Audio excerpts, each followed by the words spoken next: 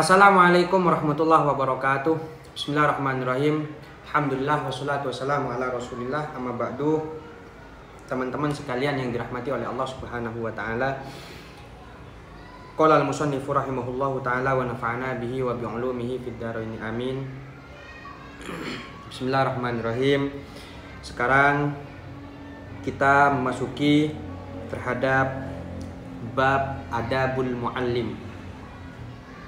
Ini adabul muallim, adab-adab seorang guru.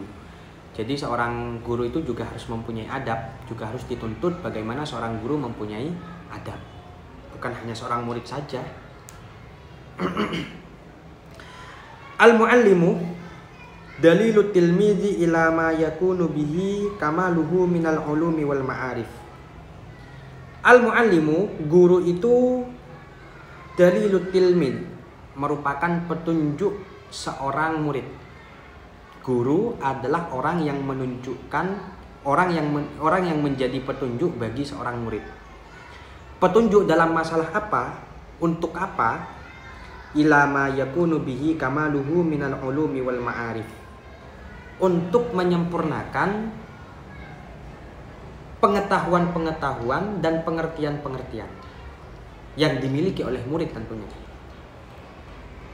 Jadi seorang guru adalah orang yang menunjukkan terhadap murid untuk menyempurnakan pengertian-pengertian, menyempurnakan ilmu-ilmu dan makrifat-makrifat, pengetahuan-pengetahuan. Oleh karena itu, fayushtaratu ayyakuna min dawil awsafil mahmudah.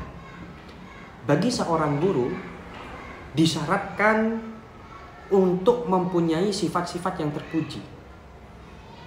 Karena seorang guru itu merupakan petunjuk, ya maka petunjuk, yang namanya petunjuk, yang namanya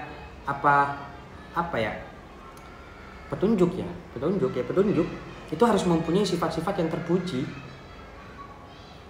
Apa sifat-sifat yang terpuji itu? Ya nanti kita akan membahas, itu ada di bawah. Li'anna ruhat tilmidz, kenapa kok harus mempunyai sifat-sifat yang terpuji? Li'anna ruhat tilmidzi dha'ifatun bin nisbati ila ruhihi. Karena ruhnya, semangatnya seorang murid itu lebih lemah dibandingkan dengan ruh atau semangatnya seorang guru.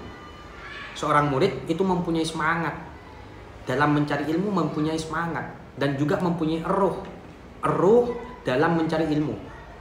Tentu ruhnya seorang murid itu lebih lemah dibandingkan dengan ruhnya seorang guru.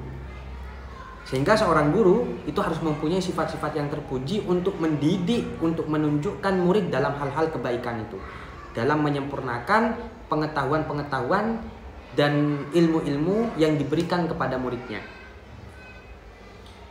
Kemudian idza tasafal muallim fa idza tasafal muallimu bi awsafil kamali kanat tilmidul muwaffaqu kadzalik. Sehingga ketika seorang guru itu sudah mempunyai sifat-sifat yang sempurna, seorang guru sudah bersifatan dengan sifat-sifat yang sempurna, maka tentu kanat tilmidul muwaffaqu kadzalik. Tentu seorang murid akan menyesuaikan dengan apa yang dimiliki oleh gurunya, dengan sifat-sifat yang telah dimiliki oleh gurunya. Pasti. Benar adanya peribahasa guru itu digugu dan ditiru, itu benar adanya. Memang seorang guru itu memang merupakan simbol bahwa seorang guru itu digugu dan ditiru. Oleh karena itu, karena seorang guru itu merupakan simbol digugu dan ditiru bagi murid-muridnya, maka guru wajib untuk mempunyai sifat-sifat yang terpuji, sifat-sifat yang baik, sifat-sifat sempurna. Wajib itu.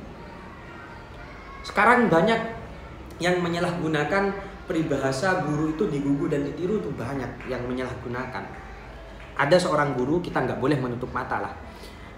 Ada seorang guru melakukan keburukan, melakukan hal-hal yang nggak baik. Ya bisa kita pahami bahwa seorang guru itu ya karena manusia biasa juga. Guru itu ulama, kiai dan lain semacamnya juga manusia biasa. Al-insan mahallul khata' wan nisyan, yang mana ketika manusia tidak akan lepas dari dosa dan salah. Namun ketika ada guru yang melakukan kesalahan, kemudian ada muridnya yang melakukan juga seperti apa yang dilakukan oleh gurunya, maka mereka akan menjawab bahwa saya meniru terhadap perilaku guru saya. Yaitu statement yang salah itu. Pemikiran-pemikiran yang harus dirubah. Karena mau bagaimanapun juga gugu dan ditiru itu dalam hal kebaikan. Bukan dalam hal keburukan. Kenapa? Ya karena syaratnya seorang guru itu harus mempunyai sifat-sifat yang baik, sifat-sifat yang terpuji. Sehingga teladan yang diberikan kepada muridnya, baik berupa ucapan ataupun perilaku, itu harus merupakan hal-hal yang baik. Karena mau bagaimanapun juga, murid akan menyesuaikan perilakunya sesuai dengan apa yang dicontohkan oleh gurunya. Pasti itu. Pasti. Kenapa? Ya karena ta'alluq seorang guru, hubungan seorang guru dengan seorang murid itu erat. Apalagi di zaman sekarang. Apalagi di zaman sekarang. Jadi hati-hatilah seorang guru, berhati-hati seorang guru. Kalian kalau mau melakukan kesalahan lah minimal jangan diumbar. Bukan pas berarti saya menyuruh kalian untuk melakukan kesalahan, enggak. Tapi ya manusia biasa maklum untuk melakukan kesalahan, maklum. Tapi mohon jangan disampaikan, diumbarkan ke murid-muridnya. Jangan. Kemudian faidan, wah sedikit sekarang ya. Faidan la budda ayyakuna taqiyan mutawadi'an layyinal janib. Kemudian guru itu harus mau gak mau harus bersifatan bertakwa. Guru itu harus bertakwa, taqiyan, mutawadi'an, harus tawadu, harus merendahkan diri. Merendahkan diri bukan berarti harus merendahkan jati diri, bukan. Merendahkan diri yang dimaksud adalah kita dituntut untuk menjadi orang baik, tapi jangan pernah merasa baik. Kurang lebih seperti itulah. Layyinal janib, lemah lembut. Jadi mau gak mau guru itu harus bertakwa, harus tawadu, harus lemah lembut. Apa tujuannya? Litamilal qulubu. Lita ini tujuannya ini. Litamilal qulubu ilaihi fatastafidu minhu. Agar hatinya seorang murid itu condong terhadap mereka, terhadap guru-gurunya, sehingga seorang murid itu bisa mengambil faedah terhadap apa yang disampaikan atau apa yang dicontohkan oleh seorang gurunya. Wa ayyakuna haliman wa qura liyuqtada bihi. Dan seorang guru ayyakuna haliman, seorang guru itu harus penyantun, wa quron dan bijaksana. Seorang guru itu juga harus penyantun dan bijaksana. Apa tujuannya? Liyuqtada bihi, agar diikuti oleh muridnya. Jadi kalau gurunya enggak penyantun, gurunya enggak bijaksana, misal yang enggak karuan lah, katakan seperti itu, apa yang harus diikuti oleh muridnya, kan gitu kan. Jadi salah satu syarat guru itu harus penyantun dan bijaksana agar ditiru, agar diikuti oleh murid-muridnya. Kemudian wa ayyakuna za rahmatin litalamizi syafiqan alaihim lita'dhu maraubatuhum fima yulkihi ilaihim. Seorang guru itu juga harus mempunyai kasih sayang, mempunyai empati, mempunyai rasa cinta, zarahmah terhadap murid-muridnya.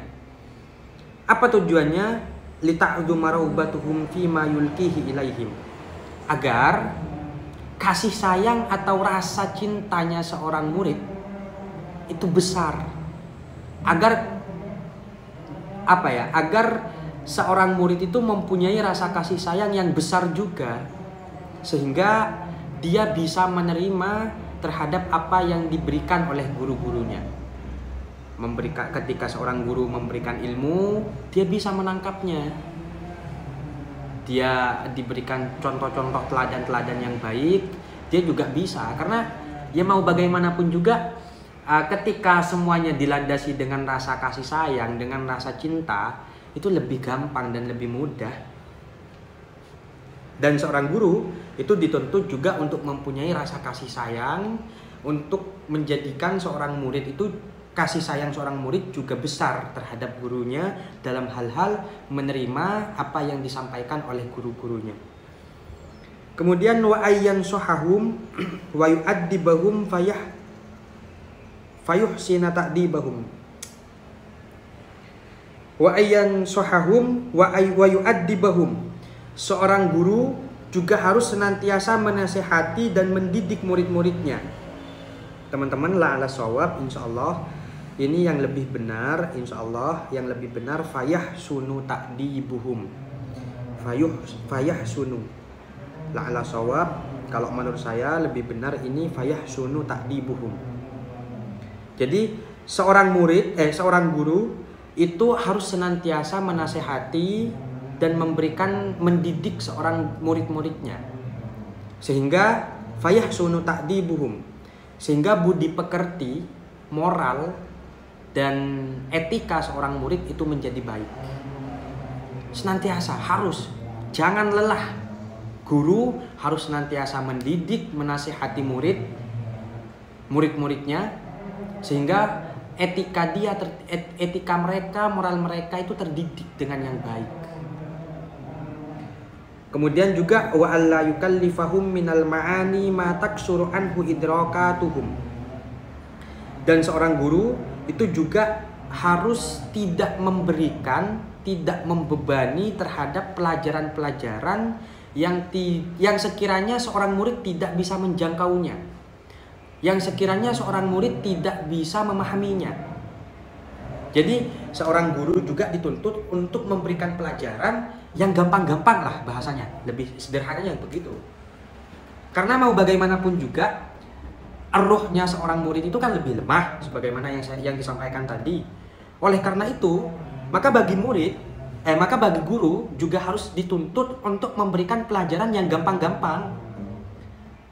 Kalau memberikan pelajaran-pelajaran yang sulit dicerna, sulit dipahami oleh murid-muridnya, yang terjadi ya hanyalah sebatas memberikan saja, murid-muridnya sulit untuk memahaminya. Gak usah ke sana dulu. Berikan ilmu-ilmu, pelajari ilmu-ilmu yang gampang-gampang, yang penting-penting saja dulu, yang dibutuhkan oleh murid-muridnya. Masalah akidah ya berikan akidah, masalah syariat, ubudiyah ya berikan masalah ubudiyah. Jangan bebani murid itu dengan pelajaran-pelajaran yang sulit untuk dipahami. Jangan berikan terlebih dahulu murid-murid tentang masail syatta.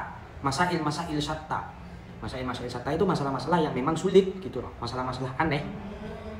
Baru kemudian ketika memang seorang muridnya sudah sampai ke taraf di mana dia sudah bisa memahami semua itu, bisa memahami permasalahan-permasalahan seperti itu, gak apa-apa berikan.